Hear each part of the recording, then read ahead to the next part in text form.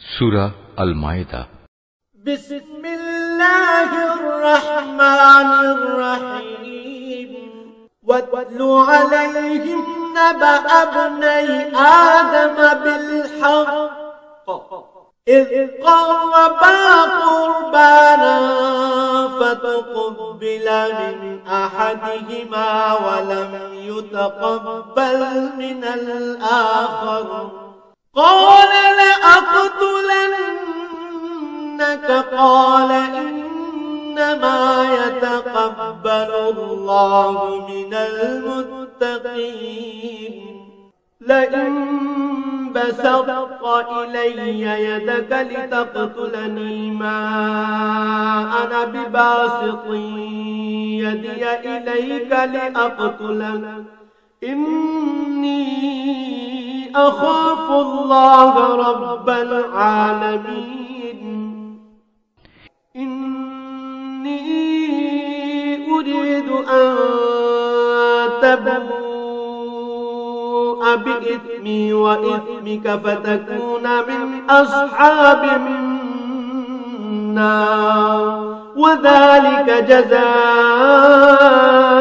الظالمين فطوعت له نفسه قتل أخيه فقتله فأصبح من الخاسرين فبعث الله غرابا يبحث في الأرض ليريه كيف يواري سوءة أخيه قال يا ويلتى أعجزت أن أكون مثل هذا الغراب فأواري سوءة أخي فأصبح من النادمين من أجل ذلك كتبنا على بني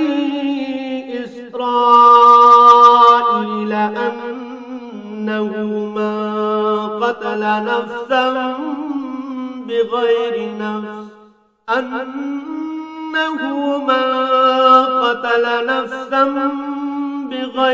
نفس أو فساد في الأرض فكأنما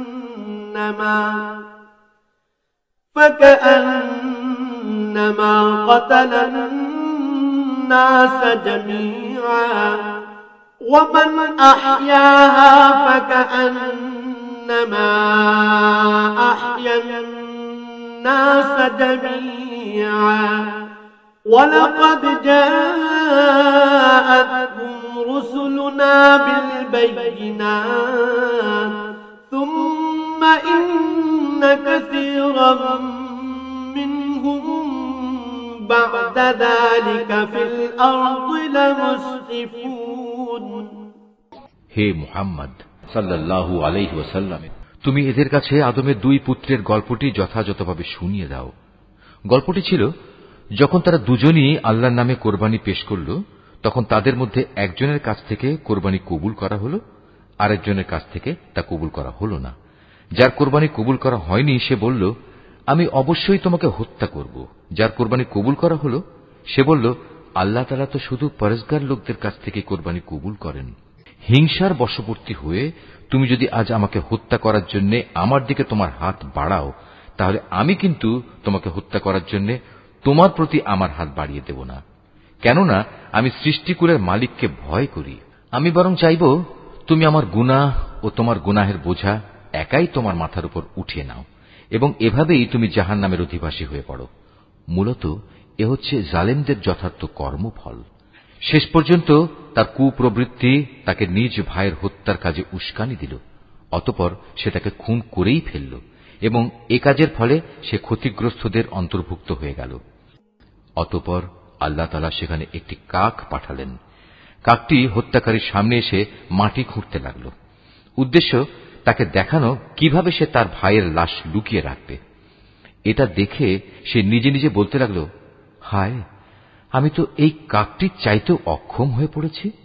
আমি তো আমার ভাইয়ের লাশটাও গোপন করতে পারলাম না। অতঃপর সে সত্যি সত্যিই নিজের কৃতকর্মের জন্য অনুতপ্ত হল। পরবর্তীকালে এ ঘটনার কারণেই আমি বনী ইসরায়েলদের জন্য এই বিধান জারি করলাম যে কোনো মানুষকে হত্যা করার কিংবা পৃথিবীতে ধ্বংসাত্মক কাজ করার শাস্তি বিধান ছাড়া অন্য কোনো কারণে কেউ যদি কাউকে হত্যা করে সে যেন গোটা মানব জাতিকেই হত্যা করল। আবার এমনিভাবে যদি কেউ একজনের প্রাণ রক্ষা করে তবে সে যেন গোটা মানব জাতিকেই বাঁচিয়ে দিল। এদের কাছে আমার রসুলরা সুস্পষ্ট নিদর্শন নিয়ে এসেছিল, তারপরেও এদের অধিকাংশ লোক এ জমিনের বুকে সীমা লঙ্ঘনকারী হিসেবেই থেকে গেল।